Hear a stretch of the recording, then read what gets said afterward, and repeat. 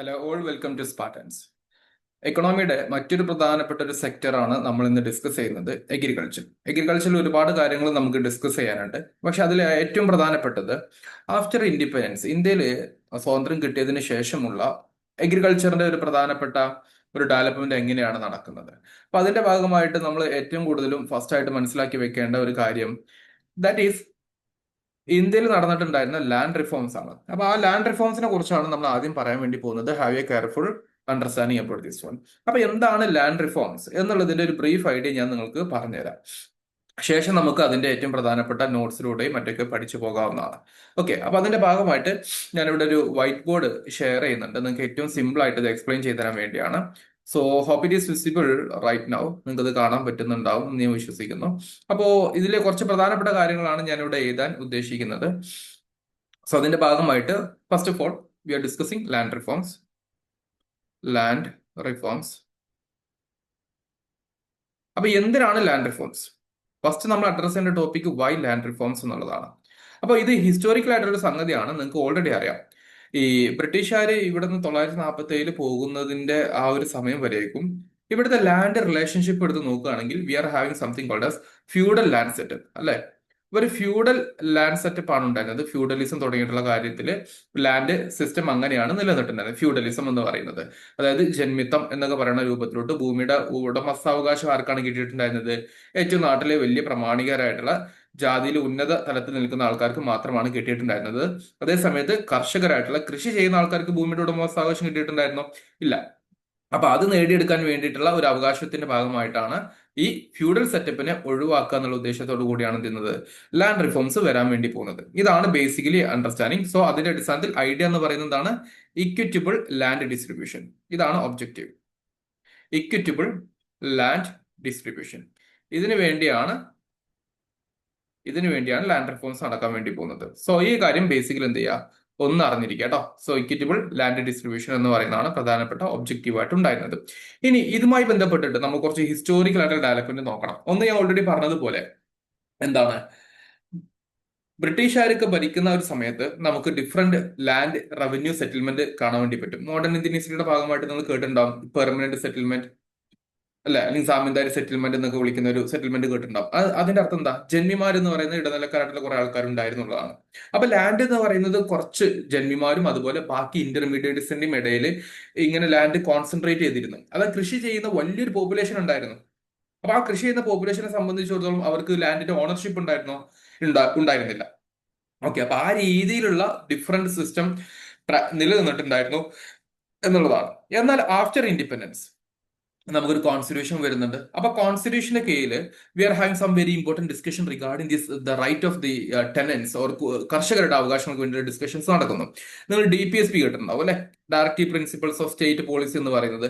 അപ്പൊ DPSPയുടെ അടിസ്ഥാനത്തിൽ നോക്കുകയാണെങ്കിൽ പോലും DPSP നമ്മുടെ ആർട്ടിക്കിൾ 39 ഇതിനെ കുറിച്ച് പറയുന്നുണ്ട്. അപ്പൊ article 39 we are having what the discussion regarding this one. അപ്പോ ലാൻഡ് ഡിസ്ട്രിബ്യൂഷനെ കുറിച്ചൊക്കെ DPSPയിൽ പറയുന്നുണ്ട്. അത് മാത്രമല്ല കോൺസ്റ്റിറ്റ്യൂഷനിൽ നമ്മൾ സ്റ്റേറ്റ് സബ്ജക്റ്റിന്റെ കീഴിലാണ് അഗ്രികൾച്ചർ വരുന്നത്. ഒരു സ്റ്റേറ്റ് സബ്ജക്റ്റിന്റെ കീഴിലാണ് അഗ്രികൾച്ചർ വരാൻ വേണ്ടി പോകുന്നത്. സോ ഒബ്വിയസ്ലി അതിന്റെ ഡിസ്കഷൻ കൂടെ വരുന്നുണ്ട്. ഓക്കെ, അപ്പോൾ ഓരോ സ്റ്റേറ്റുകൾക്ക് തീരുമാനിക്കാം എങ്ങനെയാണ് അവരുടെ നാടുകളിൽ വരേണ്ട ലാൻഡ് റിഫോംസ് എന്ന് പറയുന്നത്. ഇങ്ങനെയാണ് ബേസിക് ആയിട്ടുള്ള ഒരു ഐഡിയ എന്നുള്ളത് അറിഞ്ഞിരിക്കുക. ഇനി ഇതുമായി ബന്ധപ്പെട്ടിട്ട് ഗവൺമെന്റ് എന്തൊക്കെ മെഷേഴ്സ് ആണ് എടുക്കുന്നത്? That's our very important another point. Okay, അപ്പൊ ആ രീതിയിൽ അതിന്റെ ഒരു ഡിസ്കഷൻ ആണ് ഇനി നടത്താൻ വേണ്ടി പോകുന്നത്. Have A careful understanding. അപ്പോൾ ഇതിന് ഡിഫറെന്റ് ഫേസസ് ഉണ്ട്. ഓരോ ഫേസിലും എന്ത് സംഭവിച്ചു എന്നുള്ളത് നമുക്ക് വഴിയെ പറയാം. അപ്പൊ ഡിഫറെന്റ് ഫേസസിലായിട്ടാണ് ഇത് നടക്കുന്നത് എന്നുള്ള കാര്യം കൃത്യമായിട്ട് ഒന്ന് മനസ്സിലാക്കി വെക്കുക. Okay, so different faces. അതിൽ ഒന്നാമത്തെ ഫേസിൽ എന്താ വരുന്നത്? The first phase that is going to deal with, just a sec. Yeah. ഒന്നാമത്തെ ഫേസ്. ഈ ഒന്നാമത്തെ ഫേസിൽ അഗ്രികൾച്ചറുമായി ബന്ധപ്പെട്ടിട്ടുള്ള റിഫോംസുമായി ബന്ധപ്പെട്ടിട്ട് അവർ ആദ്യം ചെയ്യുന്നത് 1950കളുടെ സമയത്ത്. അപ്പൊ ഒരു പീരീഡ് മനസ്സിലാകുമ്പോൾ നിങ്ങൾക്ക് അതിന്റെ ഹിസ്റ്റോറിക്കൽ ഡെവലപ്മെന്റ് കിട്ടില്ല. അതുകൊണ്ടാണ് പീരീഡ് പറയുന്നത്. 1950കളുടെ സമയത്ത് വാട്ട് വി ക്യാൻ സേ, ഇവര് ഈ ഇന്റർമീഡിയറ്റ് ആയിട്ടുള്ള ആൾക്കാരെ അബോളിഷ് ചെയ്യുക, അതായിരുന്നു ഉദ്ദേശം. സോ അബോളിഷൻ ഓഫ് ഇന്റർമീഡിയറി അവർ ആദ്യം തന്നെ ഒഴിവാക്കുക. ഇന്റർമീഡിയറീസ് അവരാദ്യം തന്നെ ഒഴിവാക്കുന്നുള്ളതായിരുന്നു ഏറ്റവും പ്രധാനപ്പെട്ട ഒരു ഉദ്ദേശം ഉണ്ടായിരുന്നത്. ഓക്കെ, അപ്പൊ അതാണ് ഒന്നാമത്തെ ഒരു കാര്യം വരുന്നത്. അപ്പൊ അതിന്റെ ഭാഗമായിട്ടാണ് നമുക്കറിയുന്നത് സാമിന്ദാരി, ഇനാംദാരി, ജാഗ്രതാരി തുടങ്ങിയ ആൾക്കാരൊക്കെ ഒഴിവാക്കുക, എന്നിട്ട് കർഷകർക്ക് ലാൻഡ് എത്തിച്ചു കൊടുക്കുക എന്നുള്ളത്. ഇത് ഡിഫറെന്റ് നിയമത്തിലൂടെ കൊണ്ടുവരാൻ വേണ്ടി ശ്രമിച്ചിട്ടുണ്ടായിരുന്നു. ഫോർ എക്സാമ്പിൾ, ബീഹാറിലെ ജാമന്ദാരി അബോളിഷൻ ആക്ട് ഉണ്ടായിരുന്നു, യു പിയിലെ ജാമീന്ദാരി അബോളിഷൻ ആക്ട് ഉണ്ടായിരുന്നു. അങ്ങനെ ബീഹാറിലും യു പിയിലൊക്കെ ഇങ്ങനെ ഓരോ സ്റ്റേറ്റുകളും എന്ത് ചെയ്തിട്ടുണ്ടായിരുന്നു, ഇത് നടപ്പിലാക്കിയിട്ടുണ്ടായിരുന്നു. Because it's a state subject. ഇതാണ് ഒന്നാമത്തെ ഫേസ്. അപ്പൊ ആ രീതിയിൽ ഈ ടോപ്പിക്ക് ഒന്ന് മനസ്സിലാക്കാൻ വേണ്ടി ശ്രമിക്കാം. നൗ അനദർ സെക്കൻഡ് ഫേസിലോട്ടാണ് അടുത്ത് പോകുന്നത്. Second phase. ഓക്കെ, നിങ്ങൾക്ക് എഴുത്ത് മനസ്സിലാകുന്നുണ്ടാവും എന്ന് വിശ്വസിക്കുന്നു. ഇല്ലെങ്കിൽ നിങ്ങൾ കൃത്യമായിട്ട് അതൊന്ന് വായിച്ചെടുക്കുക. എന്തായാലും ഡെഫിനറ്റ്ലി ഇതിന്റെ ഒരു ഡീറ്റെയിൽഡ് നോട്ട് ഉണ്ട്. ഞാൻ ജസ്റ്റ് ആദ്യം ബ്രീഫായിട്ട് പറഞ്ഞിട്ട് നോട്ടിലോട്ട് പോകാം എന്നുള്ളതാണ്. രണ്ടാമത്തെ ഫേസ് എന്ന് പറയുന്നത് ഈ കർഷകർക്ക് വേണ്ടിയിട്ടുള്ള കുറച്ച് റിഫോംസ് ആണ്. We can simply write them as tenancy reforms. കുടിയന്മാർക്കുള്ള, കർഷകർക്ക് വേണ്ടിയുള്ള ചില റിഫോംസ്.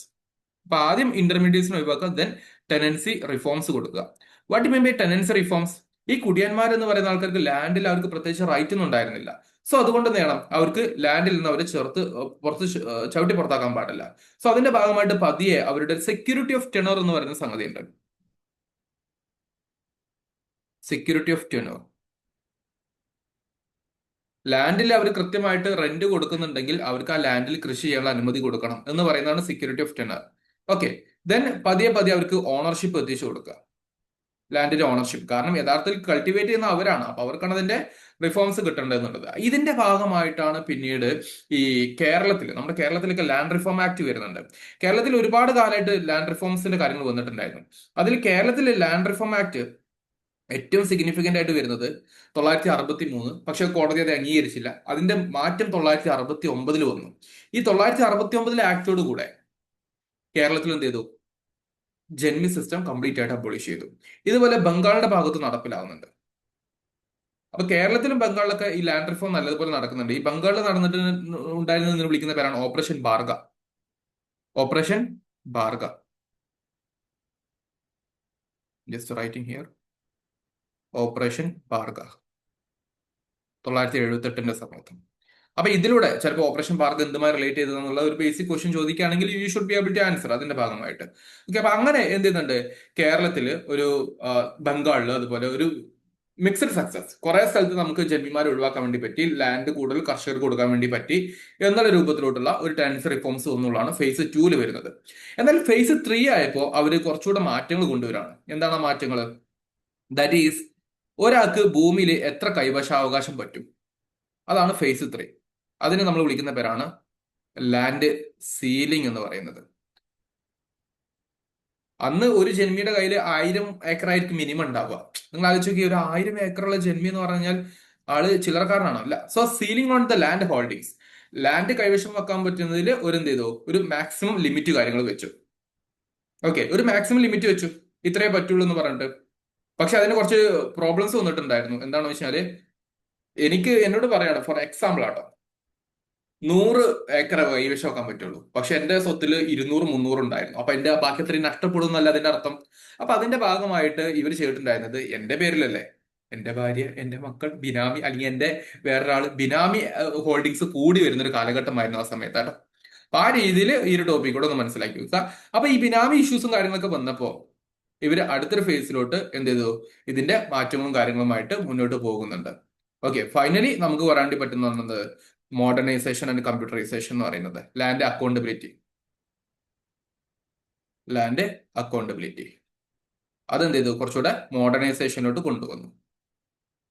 മോഡേണൈസേഷൻ പ്രോസസ്സിലോട്ട് കൊണ്ടുവന്നു, അല്ലെങ്കിൽ കമ്പ്യൂട്ടറൈസേഷനിലോട്ട് കൊണ്ടുവന്നിട്ട് ലാൻഡിന്റെ കൃത്യമായിട്ടുള്ള ഡോക്യുമെന്റേഷനും കാര്യങ്ങളൊക്കെ നടത്തുന്ന രൂപത്തിലോട്ട് മാറി. സോ സിംപ്ലി നമുക്ക് ഇവിടെ നോക്കുകയാണെങ്കിൽ ലാൻഡ് റിഫോംസിന്റെ ഡിഫറെന്റ് ഫേസുകളാണ് ഞാൻ പറഞ്ഞത്. ഒന്ന് ശ്രദ്ധിച്ചാൽ മതി. ആദ്യം തന്നെ ഇവര് അബോളിഷൻ ഓഫ് ഇന്റർമീഡിയറീസ് എന്ന് പറയുന്ന ഒരു കാര്യത്തിലാണ് ഇമ്പോർട്ടൻസ് കൊടുത്തത്.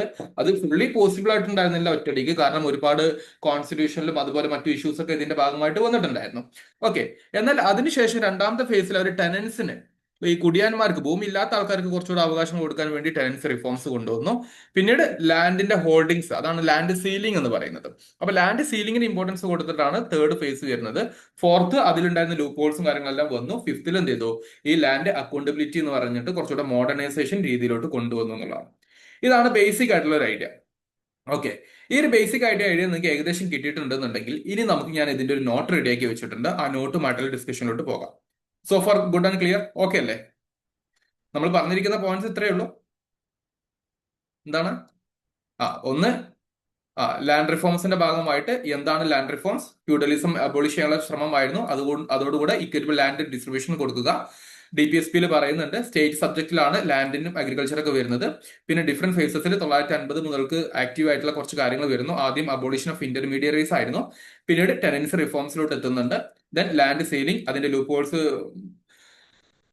സോൾവ് ചെയ്തിട്ട് മോഡേണൈസേഷനും കമ്പ്യൂട്ടറൈസേഷനും തുടങ്ങിയിട്ടുള്ള പ്രോസസ്സിലോട്ട് എത്തി എന്നുള്ളതാണ് നമ്മൾ ഇതുവരെ പറഞ്ഞിരിക്കുന്ന point. Okay, fine. Now let me share you my particular note. Okay, note വെച്ചിട്ട് കുറച്ച് കാര്യങ്ങൾ ഇനി പറഞ്ഞുതരാം. പറഞ്ഞിരിക്കുന്ന കാര്യങ്ങൾ തന്നെയാണ് ഇവിടെ വരുന്നത്. അഡീഷണൽ ആയിട്ടുള്ള കുറച്ച് കാര്യങ്ങൾ കൂടെ നമുക്ക് ഡിസ്കസ് ചെയ്ത് വെക്കാം. അപ്പൊ ഇവിടെ അഡീഷണൽ ആയിട്ട് കുറച്ച് കാര്യങ്ങൾ ഡിസ്കസ് ചെയ്യുന്നതിന്റെ ഭാഗമായിട്ട് we are having some very important points. എന്താണ് ലാൻഡ് റിഫോംസ്? അതിന്റെ ഒബ്ജക്റ്റീവ് പറയുന്നുണ്ട് to eliminate feudal land ownership. അപ്പൊ നോട്ട് ചെയ്താത്ത ആൾക്കാരുണ്ടെങ്കിൽ don't worry, you will get this note in your Telegram. Okay, equitable land distribution ensure ചെയ്യുന്നതാണ് ഇതിന്റെ ഏറ്റവും പ്രധാനപ്പെട്ട കാര്യം. അതിലൂടെ എന്ത് ചെയ്യും? അഗ്രികൾച്ചർ പ്രൊഡക്ടിവിറ്റി കൊണ്ടുവരിക, അങ്ങനെ ഒരു ഫുഡ് സെക്യൂരിറ്റി നിലനിർത്തുക. എപ്പോഴും നിങ്ങൾ ആലോചിച്ച് നോക്കേണ്ടത് വെറുതെ ഫുഡിൽ ഒരുപാട് കാര്യങ്ങൾ കൊണ്ടുവരല്ല, നമ്മുടെ ഫുഡ് സെക്യൂരിറ്റി എൻഷുർ ചെയ്യുക എന്ന് പറയുന്ന ഒരു വലിയൊരു കാര്യമുണ്ട്. അത്രയും വലിയൊരു പോപ്പുലേഷന് ഫുഡ് കൊടുത്ത് തീറ്റിപ്പോറ്റണ്ടേ? ഓക്കെ, അപ്പൊ അതിനുള്ള ഫുഡ് കിട്ടണം, അതാണ് അതിന്റെ ഉദ്ദേശം. അപ്പൊ ഹിസ്റ്റോറിക്കൽ ഡെവലപ്മെന്റ് പ്രീ ഇൻഡിപെൻഡൻസ് പീരീഡിൽ എന്തൊക്കെ ഉണ്ടായിരുന്നു? ജാമീന്ദാരി സിസ്റ്റം, ലാൻഡ് കോൺസെൻട്രേഷൻ പ്രോസസ്, ഇങ്ങനത്തെ കുറെ കാര്യങ്ങൾ ഉണ്ടായിരുന്നു. അപ്പൊ അങ്ങനത്തെ കുറച്ച് കാര്യങ്ങളിൽ നിന്ന് മാറിയിട്ടുള്ള ഒരു ഡെവലപ്മെന്റ് ആണ് ഉദ്ദേശിക്കുന്നത്. പോസ്റ്റ് ഇൻഡിപെൻഡൻസിൽ ലാൻഡ് റിഫോംസ് വരുന്നുണ്ട്. അതിൽ DPSP പറഞ്ഞ പോലെ ആർട്ടിക്കിൾ 13 ആണ്. Then state subject under constitution. അതുകൊണ്ട് ഡിഫറെന്റ് സ്റ്റേറ്റുകൾ ഡിഫറെന്റ് രീതിയിലാണ് ഇത് ഇംപ്ലിമെന്റ് ചെയ്യാൻ വേണ്ടി പോകുന്നത്. ഡിഫറെന്റ് ഫേസസ് ആണ് ഞാൻ പറഞ്ഞു വെച്ചിട്ടുണ്ടായിരുന്നത്. ഒന്നാമത്തെ ഫേസിൽ എന്തായിരുന്നു? Abolition of intermediaries like zamindar, inamdar, jagirdar. എന്നിട്ട് ലാൻഡ് എന്ത് ചെയ്തു? ആക്ച്വൽ കൾട്ടിവേറ്റേഴ്സിന് കുറെ ആൾക്കാർക്ക് കൊടുത്തു തുടങ്ങി. അതിന് എക്സാമ്പിൾ ആണ് ബീഹാർ, ഉത്തർപ്രദേശിലൊക്കെ ഓരോ ജാമീന്ദാരി അബോളിഷൻ ആക്ട് എന്ന് പറയുന്നത്. എന്നാൽ രണ്ടാമത്തെ ഫേസിൽ ടെനൻസി റിഫോംസ് ആണ് വരുന്നത്. അതിൽ security of tenor, rent regular ആയിട്ട് റെഗുലേറ്റ് ചെയ്യുക, റെന്റ് ഒരുപാട് വാങ്ങിക്കാതെയുള്ള പാട്ടത്തിന് വാങ്ങിക്കുന്നതൊക്കെ ലിമിറ്റ് ചെയ്തിട്ടുള്ള ഒരു കാര്യം. ദെൻ ഓണർഷിപ്പ് പതിയെ ലാൻഡുമായി ബന്ധപ്പെട്ടുള്ള ഓണർഷിപ്പ് കർഷകർക്ക് കൊടുക്കുക, ഫാമേഴ്സിന് കൊടുക്കുക, ജന്മിമാരുടെ കയ്യിൽ നിന്നും. ഇതിൽ വെസ്റ്റ് ബംഗാൾ ഓപ്പറേഷൻ ഭാർഗ, കേരളത്തിലെ ലാൻഡ് റിഫോം ആക്ട് ഓഫ് 969, 70കളുടെ സമയത്ത് ഇംപ്ലിമെന്റേഷൻ. ഓക്കെ, അതിനൊരു മിക്സഡ് സക്സസ് ആണ് ഉണ്ടായിരുന്നത് എന്നുള്ള കാര്യം കൂടി അറിഞ്ഞിരിക്കുക കേട്ടോ. അതിപ്പോ ഇംപ്ലിമെന്റേഷന് കുറച്ച് ലാക്കിംഗ് ഒക്കെ വന്നിട്ടുണ്ടായിരുന്നു. മൂന്നാമത്തെ ഫേസ് ആണ് സീലിംഗ് ഓൺ ലാൻഡ് ഹോൾഡിംഗ്സ്. കൈവശാവകാശം എത്രമാത്രം പറ്റും എന്നുള്ളതിന്റെ മാക്സിമം ലാൻഡ് ഹോൾഡിംഗ് ലിമിറ്റ് കൊണ്ടുവരിക എന്ന് പറയുന്നത്. എക്സസ് ലാൻഡ് എന്ത് ചെയ്യണം? അത് ലാൻഡ്ലെസ് ആയിട്ടുള്ള കർഷകർക്ക് കൊടുത്തിരിക്കണം. അതുമായി ബന്ധപ്പെട്ടുള്ള നിയമങ്ങളായിരുന്നു urban land ceiling act of 1976. പിന്നെ വേരിയസ് സ്റ്റേറ്റ് സ്പെസിഫിക് ആയിട്ടുള്ള ആക്ടുകളും കാര്യങ്ങളൊക്കെ വന്നിട്ടുണ്ടായിരുന്നു. പക്ഷേ ഞാൻ പറഞ്ഞ പോലെ ഒരു പ്രധാനപ്പെട്ട ലൂപ്പ് ഹോൾ ബാക്കിയുള്ള ലാൻഡുകൾ എന്ത് ചെയ്യും? ബിനാമികൾക്ക് കൊടുത്ത് ബിനാമി ഹോൾഡിംഗ്സിനും ലാൻഡ് മറ്റു പർപ്പസിന് വേണ്ടി ഫ്രാഗ്മെന്റേഷൻ ഉപയോഗിക്കുകയും ചെയ്തു എന്നുള്ളതാണ്. ഓക്കെ, ലിമിറ്റഡ് ഇമ്പാക്ട് ആണ് ക്രിയേറ്റ് ചെയ്തത് ബിക്കോസ് പുവർ എൻഫോഴ്സ്മെന്റ് ആണ്. ഇംപ്ലിമെന്റേഷൻ പോരായ്മ നല്ലതുപോലെ ഉണ്ടായിരുന്നു. Then consolidation of land holdings that aim to curb fragmentation and improve productivity. Land മറ്റു പർപ്പസുകൾക്ക് വേണ്ടി ഉപയോഗിക്കുന്ന അഗ്രികൾച്ചർ ലാൻഡ് ഇത്രേ പറ്റുള്ളൂ എന്ന് പറഞ്ഞിട്ടുണ്ടാവുള്ളൂ. അപ്പൊ അത് മറ്റു പർപ്പസിന് വേണ്ടി ഉപയോഗിക്കുന്നതിൽ പ്രശ്നം ഉണ്ടാവില്ല. അപ്പോൾ ആ ഫ്രാഗ്മെന്റേഷൻ എന്ത് ചെയ്തു? തടഞ്ഞു നിർത്താൻ വേണ്ടിയിട്ടുള്ള consultation process. Punjab, Haryana, UP ഭാഗത്തൊക്കെ കുറച്ച് സക്സസ് ഉണ്ടായിരുന്നു. പക്ഷെ ബാക്കിയുള്ള സ്റ്റേറ്റുകളൊക്കെ ലിമിറ്റഡ് സക്സസ് മാത്രമാണ് ഉണ്ടായിരുന്നത്. Okay, and finally the phase 5 computerisation and modernisation. 990കൾ മുതൽക്ക് ഇങ്ങോട്ട് എന്താണ് കുറച്ചുകൂടെ modernisation, land record modernisation. Okay, അപ്പൊ അതിന്റെ ഭാഗമായിട്ട് digital India land records modernisation programme എന്ന് പറയുന്ന ഒരു പ്രോഗ്രാം ഉണ്ട്. പിന്നെ ഇ ഗവേണൻസ് പോർട്ടലിന്റെ ഭാഗമായിട്ട് കർണാടകയിലെ ഭൂമി, ഉത്തർപ്രദേശിലെ ഭൂലേഖ് എന്നൊക്കെ പറയുന്നത് എന്താണ്? ലാൻഡുമായി ബന്ധപ്പെട്ടുള്ളതാണ്. ഓക്കെ, ആ രീതിയിലെ കാര്യങ്ങൾ ഒന്ന് മനസ്സിലാക്കി വെക്കുക. ആൻഡ് ലാൻഡ് ടൈറ്റിലിംഗ് ലോസ്, ഭൂമിയുടെ അവകാശം ആർക്കാണെന്ന് പറയുന്ന ചില നിയമങ്ങളും കാര്യങ്ങളൊക്കെ കൊണ്ടുവരാനും തുടങ്ങി. അപ്പൊ ഇതുമായി ബന്ധപ്പെട്ടുള്ള പ്രധാനപ്പെട്ട കുറച്ച് ലെജിസ്ലേഷൻസ് ഒന്ന് പറഞ്ഞു പോകാം. അത്ര വലിയ ഇമ്പോർട്ടൻസ് കൊടുക്കണ്ട, പക്ഷെ ഒന്ന് അറിഞ്ഞിരിക്കുക. നമ്മൾ വെറുതെ ഇങ്ങനെ സംഭവിച്ചു എന്ന് പറയുന്നതിനേക്കാൾ എപ്പോഴും നല്ലതാണ് we are having some legal backup എന്ന് പറയുന്നതാണ്. 951 first constitutional amendment act. Constitution ഒക്കെ ഉണ്ടായി 950 ജാനുവരി 26. 951 അതിലോട്ട് ആദ്യത്തെ ഒരു ഭേദഗതി വരാൻ വേണ്ടി പോവാണ്. That enabled land reform laws to be placed in 9th schedule toward judicial review. 9th schedule, constitution originally 8 schedules ഉണ്ടായിരുന്നത്. ഒരു 9ാമത്തെ ഷെഡ്യൂൾ വരുന്നതുമായി ബന്ധപ്പെട്ടുള്ള സംഭവമാണ് വളരെ ബ്രീഫായിട്ട് ഇവിടെ കൊടുത്തിരിക്കുന്നത്. അതിലോട്ട് വന്നിട്ടുണ്ടായിരുന്ന കാര്യം തന്നെ എന്താണ്? ഫസ്റ്റ് കോൺസ്റ്റിറ്റ്യൂഷൻ അമെന്റ്മെന്റിൽ 9th ഷെഡ്യൂൾ വന്നു. അതിലോട്ടാണ് ലാൻഡ് റിഫോംസിന്റെ കാര്യങ്ങൾ ആഡ് ചെയ്തത്. ഈ 9th ഷെഡ്യൂൾ വന്നു കഴിഞ്ഞാൽ അത് എന്ത് ചെയ്യാൻ പറ്റില്ല? ജുഡീഷ്യൽ റിവ്യൂ പ്രോസസ്സിന് വിധേയമാകാൻ പറ്റില്ല എന്നുള്ളതാണ്. 950കളിൽ ഒരുപാട് ജാമീന്ദാരി അബോളിഷൻ ആക്ടുകൾ വന്നു. 72 national guidelines on land ceiling ദേശീയ തലത്തിൽ വരുന്നുണ്ട്. 976 എർബൺ ലാൻഡ് സീലിംഗ് ആക്ടും കാര്യങ്ങളൊക്കെ വരുന്നുണ്ട് കേട്ടോ. എല്ലാം മനപ്പാഠം പഠിച്ചു വെക്കേണ്ട ഒന്നല്ല. 978 സമയത്ത് operation Barga in West Bengal that recognise the share croppers. ആ ഷെയർ ക്രോപ്പേഴ്സിന് ലാൻഡ് റൈറ്റും കാര്യങ്ങളൊക്കെ കൊടുക്കുന്ന ഒന്നായിട്ട് മാറി ഓപ്പറേഷൻ ബാർഗ. 2008 ശേഷം പറഞ്ഞ പോലെ ഡിജിറ്റൽ ഇന്ത്യയുടെ ലാൻഡ് റെക്കോർഡ് മാനേജ്മെന്റുമായി ബന്ധപ്പെട്ടുള്ള ഇനീഷ്യേറ്റീവും കാര്യങ്ങളൊക്കെ വന്നിട്ടുണ്ടായിരുന്നു. ഓക്കെ, ഇത്രയും കാര്യങ്ങളാണ് ബേസിക്കലി അറിഞ്ഞിരിക്കേണ്ടത്. പിന്നെ കോൺസ്റ്റിറ്റ്യൂഷനിൽ 2 ആർട്ടിക്കിൾസ് പറയുന്നുണ്ട്. ഫണ്ടമെന്റൽ റൈറ്റുമായി ബന്ധപ്പെട്ടുള്ള ആർട്ടിക്കിൾസ് ആണ്. നിങ്ങൾക്കറിയാം പണ്ട് ഫണ്ടമെന്റൽ റൈറ്റ്സ് 7 ഉണ്ടായിരുന്നു. റൈറ്റ് ടു പ്രോപ്പർട്ടി ഇൻക്ലൂഡിങ്, അല്ലെ? ആ റൈറ്റ് ടു പ്രോപ്പർട്ടി എടുത്ത് ഒഴിവാക്കുകയാണ് ചെയ്യുന്നത്. കാരണം റൈറ്റ് ടു പ്രോപ്പർട്ടി എന്ന് പറയുന്നത് വരുന്ന സമയത്ത് ലാൻഡ് റിഫോംസ് നമുക്ക് വൃത്തിക്ക് ചെയ്യാൻ പറ്റില്ല. അതുകൊണ്ട് റൈറ്റ് ടു പ്രോപ്പർട്ടി എന്ന് പറയുന്നത് ഫണ്ടമെന്റൽ റൈറ്റിൽ നിന്നും എടുത്ത് ഒഴിവാക്കുന്ന ഒരു സാഹചര്യം വരുന്നുണ്ട്. ഓക്കെ, അങ്ങനെ ആർട്ടിക്കിൾ ഫണ്ടമെന്റൽ റൈറ്റ്സിൽ വരുന്നതാണ് article 31A 31B. Reflect the states attempt to balance the property right with socio economic justice. Okay, അപ്പൊ സ്റ്റേറ്റുകൾക്ക് ഈ ലാൻഡ് റിഫോംസുമായിട്ട് മുന്നോട്ട് പോകണം. പക്ഷെ മുന്നോട്ട് പോകുന്ന സമയത്ത് ഈ മുതലാളിമാരായിട്ടുള്ള ജെന്യുവനായിട്ടുള്ള ആൾക്കാർ പറയും അതെന്റെ റൈറ്റ് ടു പ്രോപ്പർട്ടി ആണെന്നുള്ളത്. അപ്പൊ ഒരു ഇഷ്യൂ ഒന്നവിടെ, ഒരാളുടെ ഫണ്ടമെന്റൽ റൈറ്റ് ആണ്, മറ്റൊന്ന് സ്റ്റേറ്റ് നടപ്പിലാക്കേണ്ട കാര്യമാണ്. So there happen some kind of conflict in the implementation of this process, അല്ലെ? അപ്പൊ ഈ ഒരു പ്രോസസ്സിൽ ഇങ്ങനത്തെ ഒരു കോൺഫ്ലിക്ട് വന്നപ്പോ അത് തടഞ്ഞു നിർത്താനും അല്ലെങ്കിൽ അതിലൊരു ബാലൻസ് കൊണ്ടുവരാൻ വേണ്ടിയിട്ടുള്ള 2 ആർട്ടിക്കിൾസ് ആണ് 31A 31B എന്ന് പറയുന്നത്. 31A പറയുന്നത് നോക്കിക്കേ, saving of laws relating to acquisition of estate. നിയമങ്ങളെ പ്രൊട്ടക്ട് ചെയ്യാൻ വേണ്ടിയാണ് 31A വരുന്നത്. To protect laws related to abolition of zamindars, acquisition of estate, regulation of tenancies, ceiling on land holdings, distribution reorganisation of agriculture land. ഈ കാര്യങ്ങളിൽ state ഒരു നിയമം ഉണ്ടാക്കുകയാണ്. ആ നിയമം ഉണ്ടാക്കുമ്പോൾ ആ നിയമത്തിന് കൂടുതൽ പ്രൊട്ടക്ഷൻ വേണം എന്ന് പറഞ്ഞിട്ടുള്ള ഒരു നിയമമാണ് ആർട്ടിക്കിൾ 31A. അപ്പൊ ആ ഒരു നിയമം ഉണ്ടാക്കുന്ന സമയത്ത് ഈ ജന്മിമാരായിട്ടുള്ള ആൾക്കാരോ മറ്റും ഇവരുടെ പ്രോപ്പർട്ടി അക്യൂസ് ചെയ്തു പറഞ്ഞിട്ട് കോടതി പോയിട്ട് സമീപിക്കാൻ പാടില്ല. അങ്ങനെ ഒരു നിയമത്തെ സംരക്ഷിക്കാൻ ഫണ്ടമെന്റൽ റൈറ്റിൽ വകുപ്പുണ്ടെന്ന് പറഞ്ഞിട്ടുള്ള നിയമമാണെന്ത് 31A എന്ന് പറയുന്നത്. So such laws cannot be challenged as violating the fundamental right. അങ്ങനെ സ്റ്റേറ്റ് ഉണ്ടാക്കിയിരിക്കുന്ന നിയമം അത് എന്ത് ചെയ്യാൻ പാടില്ല, ഫണ്ടമെന്റൽ റൈറ്റ് ആണെന്ന് പറഞ്ഞിട്ട് ആ നിയമത്തെ തെറ്റിക്കാൻ പാടില്ല. എസ്പെഷ്യലി ഫണ്ടമെന്റൽ റൈറ്റ് ആണ് ഇതിലാണ് 14 പറയും ഇത് right to equality and article 19 ഇത് ഞങ്ങളുടെ ഫ്രീഡം ആണെന്നൊക്കെ പറഞ്ഞിട്ടുള്ള കാര്യത്തിൽ ഫണ്ടമെന്റൽ റൈറ്റ് വയലേറ്റ് ചെയ്തോ എന്ന് ചോദിക്കുമ്പോൾ ചെയ്തിട്ടില്ല. അങ്ങനെ പ്രൊട്ടക്ഷൻ കൊടുക്കുന്ന സ്പെഷ്യൽ ആർട്ടിക്കിൾ ആണ് ആർട്ടിക്കിൾ 31A. ആ രീതിയിൽ ഒന്ന് മനസ്സിലാക്കി വെക്കുക. ഓക്കെ, സോ അതാണ് ബേസിക് ആയിട്ടുള്ള കാര്യം. അപ്പൊ അതോടുകൂടി എന്ത് സംഭവിച്ചു, സ്റ്റേറ്റുകൾക്ക് ലാൻഡ് റിഫോംസുമായിട്ട് മുന്നോട്ട് പോകാനുള്ള ഒരു കൃത്യമായിട്ടുള്ള ഒരു പ്രോസസ്സ് അവിടെ പോസിബിൾ ആയി എന്നുള്ളതാണ് അവിടെ മനസ്സിലാക്കി വെക്കേണ്ടത്. That's a basic idea. Now 31B എന്താ പറയുന്നത്, validation of certain act and regulation. ചില നിയമങ്ങളും കാര്യങ്ങളൊക്കെ വാലിഡേറ്റ് ചെയ്യാം.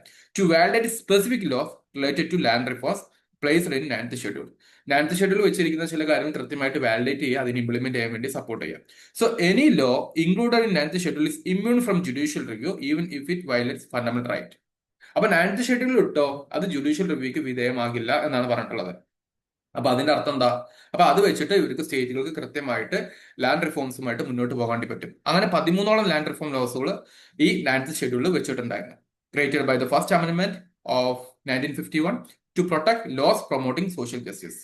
അതിനുവേണ്ടിയാണ് 9th ഷെഡ്യൂൾ കൊണ്ടുവന്നിട്ടുള്ളത്. പക്ഷേ ഇത് പിൽക്കാലഘട്ടത്തിൽ കുറച്ച് മിസ്യൂസിങ്ങും അൺറിലേറ്റഡ് ലോസും ഒക്കെ ഉൾപ്പെടുത്തുന്ന രൂപത്തിലോട്ട് മാറി. ലാൻഡ് റിഫോംസിന് വേണ്ടി തുടങ്ങിയത് പിന്നെ ഇൻഡസ്ട്രിയൽ ലോസ് ആയി, എക്കണോമിക് ലോസ് ആയി, ഇങ്ങനത്തെ പല കാര്യങ്ങളും കൊണ്ട് വന്നിട്ടുണ്ട് എന്നുള്ള കാര്യം കൂടി അറിഞ്ഞിരിക്കുക. 2007 there happened I R Coelho case. I R Coelho case എന്ന് പറയുന്ന 2007 കേസിൽ loss in 9th schedule after 1973. 1973 എന്ത് ചെയ്യുന്നത്, കേശവാനന്ദ ഭാരതി കേസും basic structure of Indian constitution എന്ന് പറയുന്ന ഒരു തീമും വരുന്നത്. ഓക്കെ, അത് നമ്മൾ പോളിറ്റിയിൽ പഠിക്കുന്ന ഒരു കാര്യമാണ്. അപ്പൊ 973 ശേഷം 9th ഷെഡ്യൂൾ എന്തൊക്കെ ആഡ് ചെയ്തിട്ടുണ്ടോ that can be reviewed if they violate basic structure എന്ന് പറയുന്നുണ്ട്. അപ്പൊ ജനറലി നിങ്ങളോട് ഒരു സ്റ്റേറ്റ്മെന്റ് ചോദിക്കുകയാണ്, 9th ഷെഡ്യൂളിൽ ആഡ് ചെയ്തിരിക്കുന്ന ലോസ് ജുഡീഷ്യൽ റിവ്യൂക്ക് വിധേയമാക്കാൻ പറ്റില്ല എന്ന് പറഞ്ഞു കഴിഞ്ഞാൽ ഇപ്പോൾ അത് തെറ്റാണ്. 973 ശേഷമുള്ളത് റിവ്യൂ ചെയ്യാൻ വേണ്ടി പറ്റും, അതിന് മുമ്പുള്ളത് പറ്റില്ല. അപ്പൊ 973 ഒരു ലാൻഡ് മാർക്ക് ഇയർ ആക്കി വെക്കാനുള്ള റീസൺ കേശവാനന്ദ ഭാരതി കേസാണെന്നുള്ളത് അറിഞ്ഞിരിക്കാം. So land reform laws before 1973 remain protected, but post 1973 addition can be struck down എന്നുള്ളതാണ് basic idea. So this is about the land reforms. Land റിഫോംസുമായി ബന്ധപ്പെട്ടുള്ള ഡിഫറെന്റ് ഫേസുകൾ, അതിന്റെ ഉദ്ദേശശുദ്ധി, അതുമായി ബന്ധപ്പെട്ടിട്ടുള്ള നിയമങ്ങൾ, ലേറ്റസ്റ്റ് ജഡ്ജ്മെന്റ്, ലാൻഡ്മാർക്ക് പീരിയഡ്, ഇത്രയും കാര്യങ്ങൾ ബേസിക്കലി ഒന്ന് അറിഞ്ഞിരിക്കുക. So this is about this particular thing. Dear students, നമ്മൾ UPSCയുടെ ഏറ്റവും പ്രധാനപ്പെട്ട സബ്ജക്റ്റുകൾ നമ്മൾ ഡിസ്കസ് ചെയ്യുന്നത് എന്നുള്ളത് ശരിയാണ്. But at the same time നിങ്ങൾ മനസ്സിലാക്കി വെക്കുക, നിങ്ങൾക്ക് 2026 UPSC പ്രിലിംസ് ഫോക്കസ് ചെയ്യുന്ന ആൾക്കാരാണ് എന്നുണ്ടെങ്കിൽ we are having one super course, that is history for prelims and mains, led by me itself. Okay, അതിന്റെ ഒരു ബാച്ച് നമ്മൾ സ്റ്റാർട്ട് ചെയ്യുന്നത് ജൂലൈ 2-നാണ്. ജൂലൈ 2-ന് സ്റ്റാർട്ട് ചെയ്യും. ഇതിൽ ജോയിൻ ചെയ്യുന്ന ആദ്യത്തെ 30 പേർക്ക് we are providing this early bird offer. 1750 ആണ് ഏർലി ബേർഡ് ഡിസ്കൗണ്ട് വരുന്നത്. 3000 രൂപയുടെ ഒരു കോഴ്സ്, ഫുള്ളി ലൈവ് ക്ലാസ്സസും അതിന്റെ ഭാഗമായിട്ട് നിങ്ങൾക്ക് ഇന്ത്യൻ ഹിസ്റ്ററിയുടെ പ്രിലിംസ് മെയിൻസ് കവറേജ് മുഴുവനും കിട്ടും. സ്പെഷ്യൽ റിവൈസബിൾ നോട്ട് കിട്ടും, മോക്ക് ടെസ്റ്റുകൾ കിട്ടും, PYQ ഡിസ്കഷനുകൾ കിട്ടും. ഇങ്ങനത്തെ ഒരു സെഷൻ ആണ് വരുന്നത്. സോ താല്പര്യമുള്ള സ്റ്റുഡൻസ് ആണെങ്കിൽ ഈ അവസരം ഒട്ടും മിസ്സാക്കരുത്. നിങ്ങൾ ഈ വീഡിയോയുടെ ഡിസ്ക്രിപ്ഷനിൽ കൊടുത്തിരിക്കുന്ന, കമന്റ് സെക്ഷനിൽ കൊടുത്തിരിക്കുന്ന ഗൂഗിൾ ഫോം ഫിൽ ചെയ്തിട്ട് എത്രയും പെട്ടെന്ന് നിങ്ങളുടെ സീറ്റ് എൻഷുർ ചെയ്യുക. ലാസ്റ്റ് മൊമെന്റോട്ട് നിൽക്കുന്ന സമയത്ത് understand that after 30 the price will be 3000. Price മാറും എന്നുള്ളത്. സോ എത്രയും പെട്ടെന്ന് രജിസ്ട്രേഷൻ നടത്തിയിട്ട് നിങ്ങളുടെ സീറ്റ് ബുക്ക് ചെയ്യുക. നിങ്ങൾക്കറിയാം ഇന്ത്യൻ ഹിസ്റ്ററി ഒരുപാട് പഠിക്കാനുണ്ട് എന്നുള്ളത്. അത് ഏറ്റവും സിംപ്ലിഫൈഡ് ഫോർമാറ്റിൽ നിങ്ങൾക്ക് പഠിപ്പിച്ചു തരും. So this is about our idea. So നിങ്ങൾ മാക്സിമം അത് യൂട്ടിലൈസ് ചെയ്യണം എന്നുള്ള ഒരൊറ്റ കാര്യമാണ് എനിക്ക് പറയാനുള്ളത്. നിങ്ങളുടെ ഫ്രണ്ട്സുമായിട്ടും ഷെയർ ചെയ്ത് കൊടുക്കാനും ശ്രമിക്കുക. So that's all about today's discussion guys. Thank you, thanks for joining. അടുത്തൊരു വീഡിയോയിൽ കാണാം. നോട്ട് ടെലിഗ്രാമിൽ ഉണ്ടാവും കേട്ടോ. Thank you.